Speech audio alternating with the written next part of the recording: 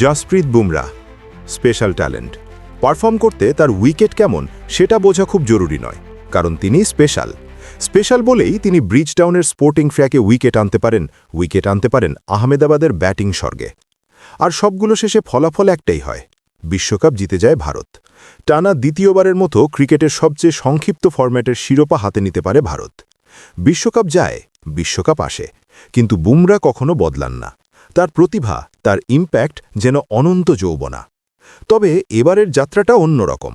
Favourite তকমা নিয়ে আসা ভারতের বুমরাহ রান গুনছিলেন বেশ। ভারত তখন পরিকল্পনা পাল্টায়, ফিরে যায় পুরনো ভূমিকায়।